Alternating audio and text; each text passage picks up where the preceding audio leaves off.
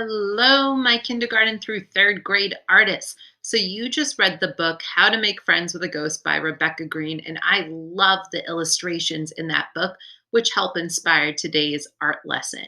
So, today you are going to be creative and draw your own friendly ghost. You might make more than one. Maybe you'll have time to make two or even three ghosts. And you can name your ghost if you want. This is my ghost, Lucy, who is helped named by Mrs. Pekanofsky, our music teacher. Now, today for this art lesson, what you're going to need, you will each need a white piece of paper. Maybe the teacher in the room can put them up front somewhere and you can go up one at a time to get one. You'll also need from your backpack art kit your oil pastels in this yellow box with the sun on the front. If for whatever reason you don't have your backpack art kit in your bag or your pastels, use whatever you have, crayons, colored pencils, whatever you got. You might also need your black Sharpie from your backpack art kit. And lastly, a pair of scissors at the end to cut your ghost out. And I believe you all have scissors in your pencil box in class. So I'll give you a minute or so to get out those things, your white paper, oil pastels, Sharpie, and scissors. And then as you watch the video today, you can draw along with me. So you'll watch the video and draw at the same time, following along with me. Have fun, everyone.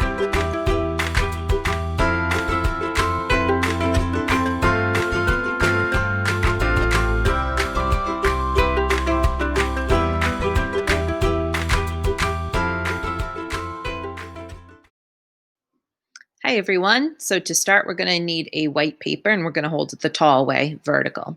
We'll also need our oil pastels, the yellow box with the sun, and we're going to take out our black oil pastel to start. If you don't have your oil pastels for whatever reason, use what you have. Maybe you have a crayon, colored pencil, whatever you got. So at the bottom for a friendly ghost, we're going to draw a wavy line. So like a smile, a rainbow, a smile, a rainbow, up and down and up and down. Now it's your turn to draw, my kindergarten through third grade artists. Right now, draw your wavy line at the bottom of your paper. This is the wavy part of your ghost at the bottom. I'll play the video of my wavy line a couple more times while you're drawing your wavy line. Yours doesn't have to look just like mine.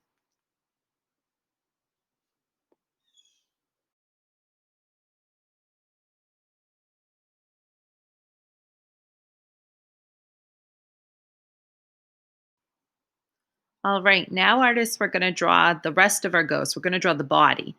And I'm just extending the lines up a little bit. And then I'm going to make a big curved line like a rainbow. Notice I'm using my hand to help hold and steady my paper. So it's like a big rainbow line or like an upside down letter U. You try that out now.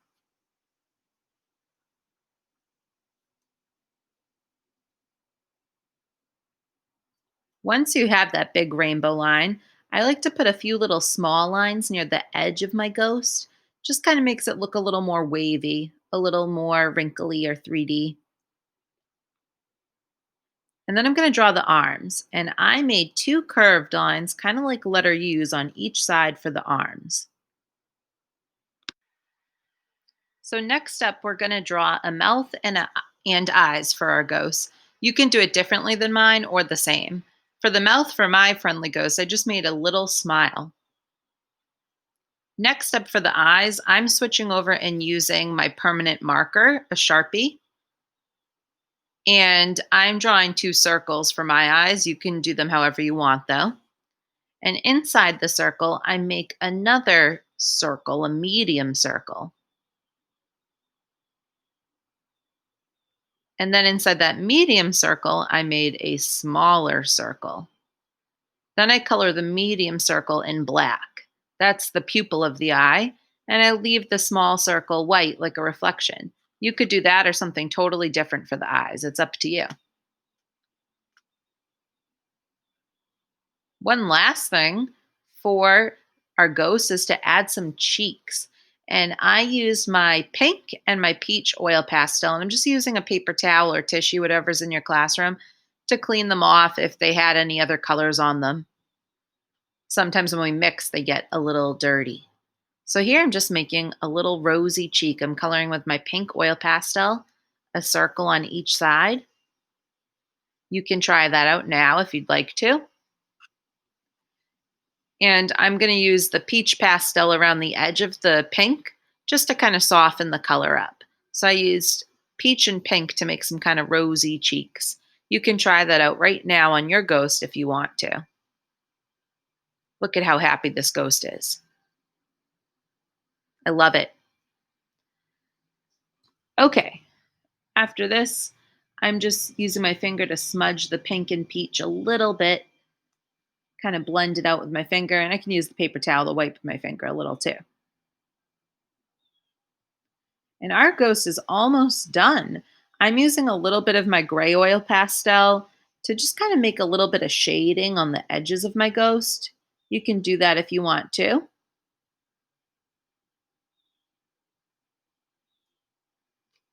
And one last thing I'm going to do, I'm going to use one finger, just one, my pointer finger, as my messy finger. And you'll notice I'm very lightly, you'll see you barely have to push it all with the oil pastel, just super light as I can touch going around the edge. And it's smudging a little. See how it makes it kind of gray? And it gives your ghost a shadow. You'll see how dirty my fingers are now, though. I'll just kind of try and wipe them a little in the paper towel and then use some hand sanitizer, or you could wash your hands at the sink.